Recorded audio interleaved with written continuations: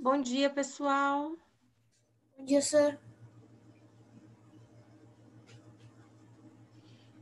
Bom dia. Bom dia, Sora, tudo bem? Oi, Gi. Bom dia, minha querida. Bom dia, Sora. Bom dia.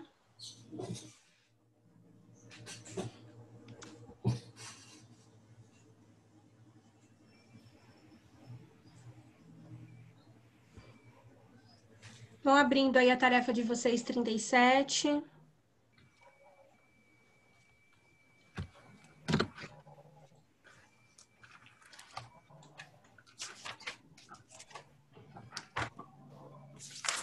Esperar 2 minutinhos para o pessoal entrar.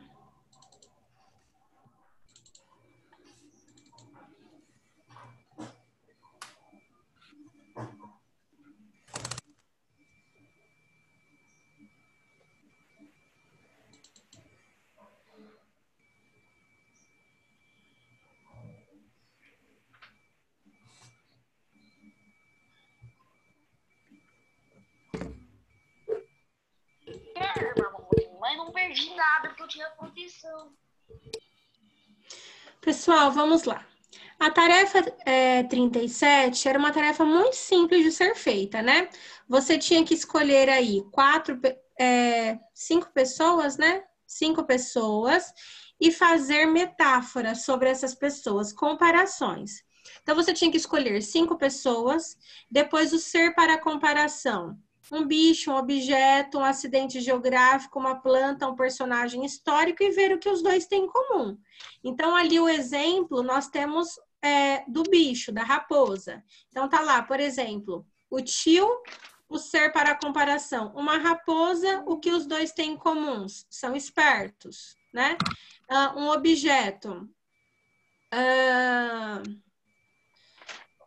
Sei lá, um avô, ser para comparação, uma pedra. O que tem em comum? Os dois são fortes, tá? Então, era isso que era para vocês fazerem, um exercício super simples. Alguém ficou com alguma dificuldade? Gostaria de fazer algum comentário? Não, sir. Ou falar a sua resposta? Ninguém? Então, escrevam aí na página 76. Comentado oralmente, 11/8. Comentado oralmente, 11/8. Pessoal, na aula extra de ontem, eu corrigi as atividades extras da semana passada, tá? Que foram os tipos de sujeito. Então, se alguém não tiver feito a correção, corrija lá na aula do Moodle que fica gravada. Na aula de quinta-feira, eu vou dar um tempinho para vocês fazerem em aula a atividade extra 2, tá bom? Vou dar uns minutinhos para fazer, porque aí, se alguém tiver dúvida, consegue tirar na live. Vamos lá. Abordagem objetiva. Gente, o que é abordagem objetiva? Nós já estudamos a semana passada. Nós podemos falar de um mesmo tema de modo subjetivo e de modo objetivo. Qual é a diferença? No modo objetivo, eu tenho que colocar informações que podem ser comprovadas. E no modo subjuntivo, eu posso colocar algumas informações que não podem ser comprovadas e que estão mais relacionadas com gosto, com emoções, com sentimentos. Nós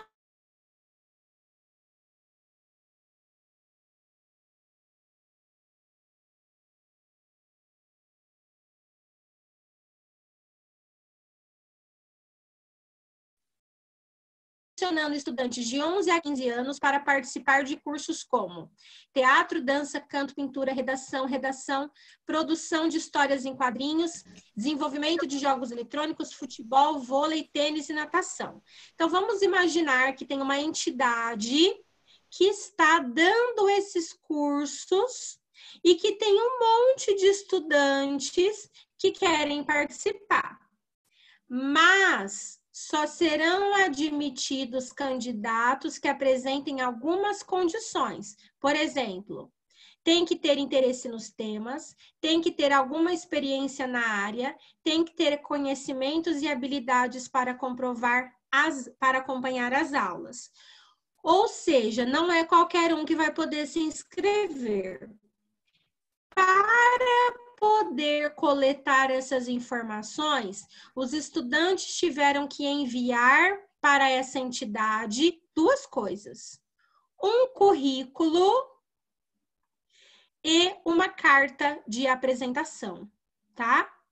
Um currículo e uma carta de apresentação. Eu quero que agora vocês leiam esses 2 e respondam as questões da página 9, 10 e 11, tá? Página 9, 10 e 11. Certo, pessoal? Alguma dúvida? Não, Sora. Vocês têm 25 minutos. Vocês têm 25 minutos para responder a página 9, 10 e 11, tá bom? Qualquer dúvida, só me chamar.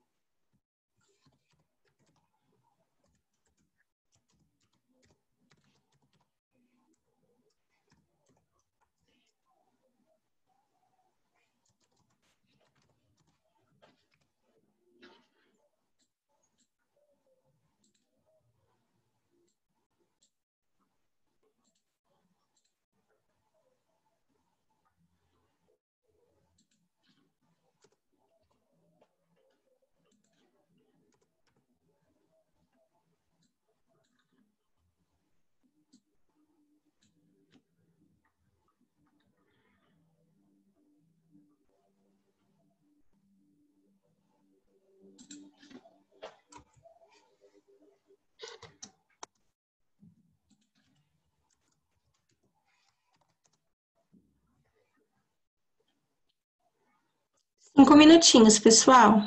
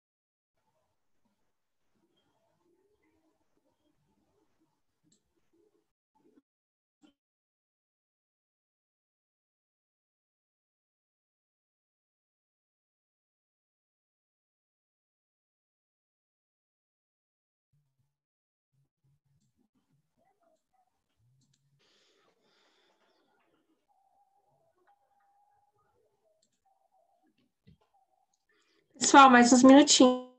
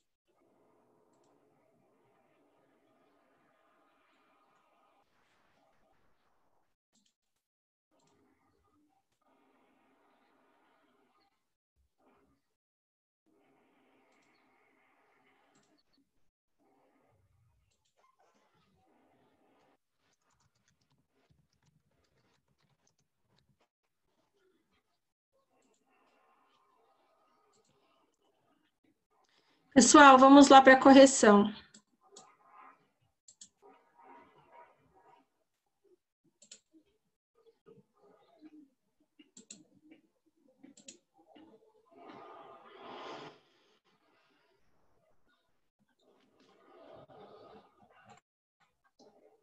Então, eu vou chamar vocês para participar valendo ponto, tá? Lembrando que é um ponto extra, então, para conseguir, tem que acertar e participar oralmente, tá bom?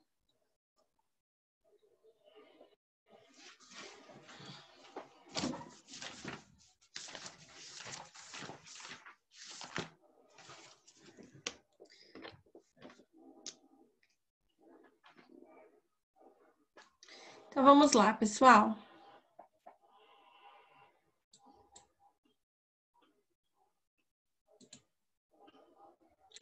Vamos lá. Beatriz.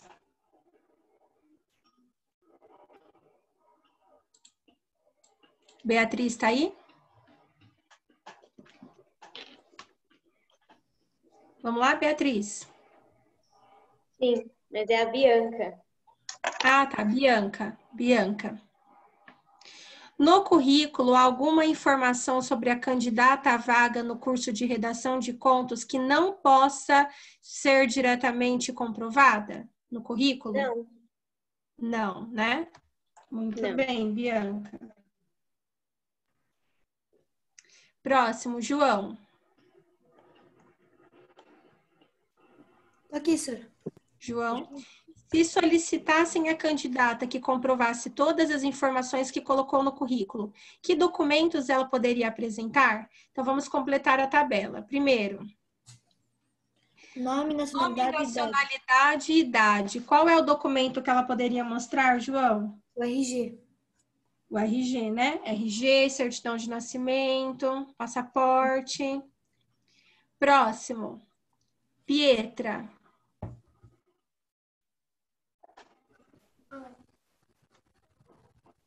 Aqui. Vamos lá, Pietra. Pietra Lourenço, né, meu bem? Pietra, como que ela poderia comprovar o seu endereço? Dá para colocar por fonte especializada e conta de luz. Contas, né? Muito bem. Depois, Sofia. Oi, senhora. Como ela poderia comprovar a sua escolaridade, Sofia? Eu botei pela matrícula. Comprovante de matrícula, histórico escolar. Ana Júlia. Eu. Ana, como que ela poderia comprovar a sua boa nota em português? No boletim, nas provas. No boletim, nas provas. Muito bem, Ana. Obrigada. Próximo.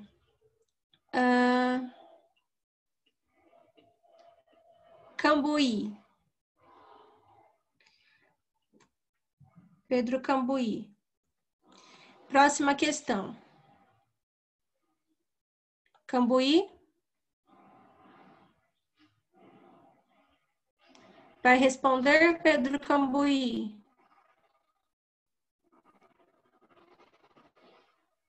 Ô, senhor, Não vai responder? O microfone dele tá quebrado.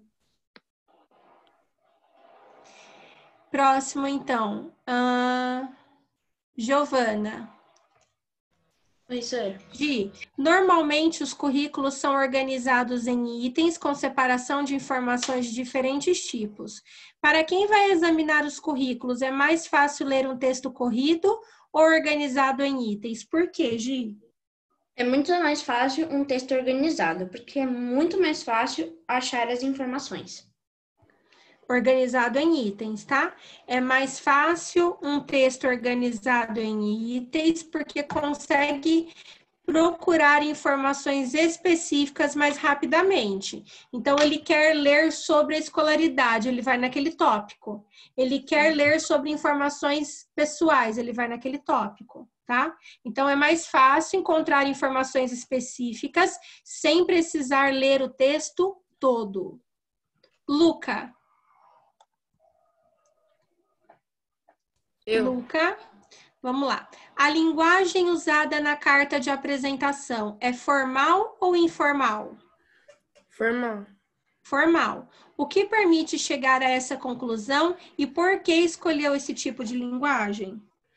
É um texto objetivo e fala diretamente ao leitor. Aqui, porque é mais adequado ao texto também. Ao texto não, ao tema, né? É. Então, linguagem formal, né? Pois respeita-se o uso da regra padrão, não usa expressões informais, né? Utilizou essa linguagem para que não deixasse dúvidas, para que o interlocutor consiga entender perfeitamente. Pietro Tassi. Oi, Pietro? Pietro, questão 5. Na carta de apresentação, a candidata menciona seu interesse pela literatura e afirma que gosta de ler e escrever textos. Isso pode ser diretamente comprovado como a data de nascimento, interesse ou avaliações? Por quê? Sim, pois é só olhar o boletim da aluna e a data de nascimento, a certidão de nascimento e o endereço. Pietro, na data de nascimento, no endereço, tem se ela gosta de português ou não? Não, Então, não, né? E a pessoa ter notas boas significa que ela gosta daquilo? não, É o que eu expliquei a semana passada, né? Então, não. Gostar de literatura é uma informação pessoal que não pode ser comprovada. Questão 6, Tiago. Oi.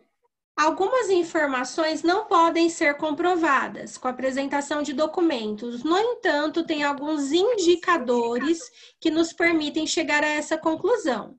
Por exemplo, uma pessoa que gosta de natação, que diz que gosta de natação. Nós podemos perceber que ela gosta porque ela faz natação, participa de competições, sempre que possível gosta de estar na água. Então, são indicadores de que verdadeiramente ela deve gostar. No caso de Janaína, quais são os indicadores que sugerem que é verdade que ela gosta de literatura? No texto fala que sempre que surge uma oportunidade, ela participa de atividades de leitura e escritas promovidas pelo seu colégio e por outras instituições. E toda a parte que está escrito em experiências diárias do currículo, né? Tudo que está escrito em experiências diárias do currículo. Muito bem. Próximo, Timóteo. No currículo, nós temos períodos completos, ou seja, formados com mais de uma oração, Timóteo.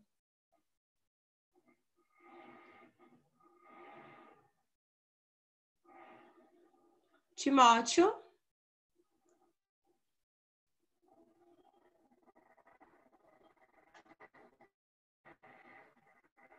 Timóteo. O Enzo não está, a Júlia não está, Leonardo não está, Lorena não está, Maria Clara, Maria Fernanda, Nicolas, Pedro Simeão, Pietra Naves e Pietro Silva. Gente, o que precisa ter uma frase para que ela seja uma oração? Verbo. Verbo. Para ter duas orações, o que precisa ter? Dois verbos. Olha lá no currículo. De modo geral, as frases têm quantos verbos? Cada frase, de modo geral.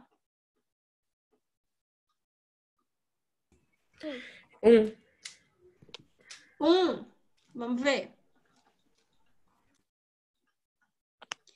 Nome, Janaína da Silva. Cadê o verbo daqui? Não tem. Nacionalidade brasileira. Cadê o verbo? Também não tem. Idade, 12 anos. Cadê o verbo? Hein, gente? Não tem, senhora. Residência, rua, nananã, telefone, e-mail. Cadê o verbo? Não tem. Ou seja, tem que prestar atenção naquilo que a professora fala. Ou seja, no currículo, de modo geral, nós temos períodos completos? Não. Não, senhora. Não, por quê? Porque nas frases não tem verbo. Então, primeira pergunta. No currículo, as frases, em sua maioria, não possuem verbo. No currículo, as frases, em sua maioria, não possuem verbo. E a carta, gente? Sim. A carta, sim. Tá cheio de verbos. Atualmente, curso, destaca, gosto, ler, redigir. Então, já na carta, possui períodos completos. Já na carta, possui períodos completos. Questão 8. Como você deve saber, na maior parte das vezes, o verbo concorda com o sujeito? Ele foi. Ele singular, foi singular. A seguir, apresentamos algumas orações da carta com uma proposta de alteração do sujeito. O sujeito original está destacado e o novo sujeito entre parênteses. Verifique se o verbo também deve ser alterado. Em caso alternativo, faça as alterações. Então, primeiro, atualmente curso 7º ano do ensino fundamental e entre meus principais interesses, literatura. Se eu trocar a literatura por a literatura e as artes visuais, eu vou precisar mudar o verbo, gente? Sim, senhora. Como é que vai ficar o meu verbo? Destacam. Exatamente. Singular, singular, plural, plural. Se eu trocar minhas avaliações em...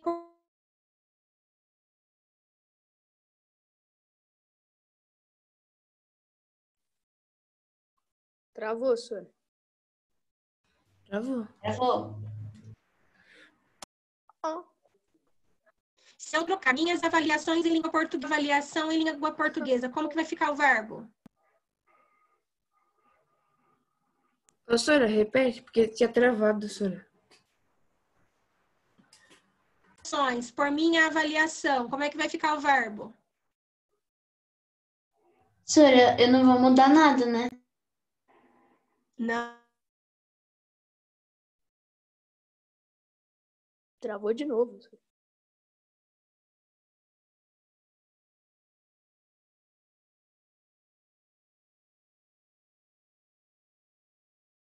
E quando voltar, ela fala mal rápido. Gente, sujeito no singular, verbo no singular.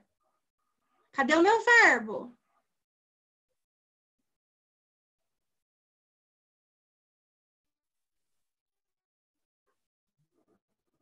Cadê o verbo dessa frase, pessoal? Redigir, senhora. Não é um verbo que está concordando com o meu sujeito. São. Então, como é que tem que virar o são? É. Olha a falta de atenção, pessoal. É. Se eu trocar uma oportunidade por oportunidades, como é que vai ficar?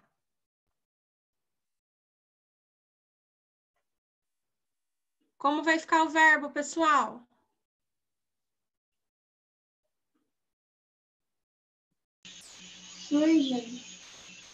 Surgem oportunidades. Questão 9.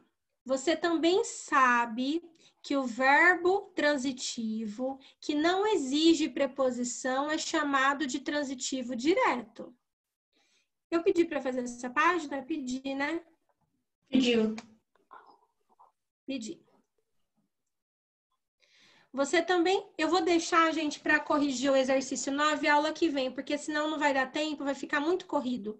Então, grifem aí com o exercício 9, a gente vai corrigir na aula de quinta. E quem não fez, tente fazer direitinho esse exercício, tá bom? Tá bom, Sônia. Tá bom, Sônia. Acho que travou, né, mano?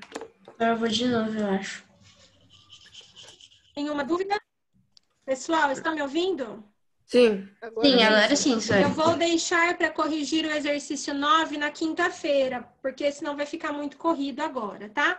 Quem não conseguiu fazer, tente fazer. Presta atenção, gente. Gramática, tem que prestar atenção, tem que focar, tem que estudar um pouquinho em casa, gente, senão vai ficar complicado, tá? Então, vejam aí esse exercício, corrijam, façam com cuidado e na quinta-feira a gente continua, tá bom? Tá bom, Sônia. Tchau, gente. Até quinta. Tchau, tchau. Tchau, Sônia.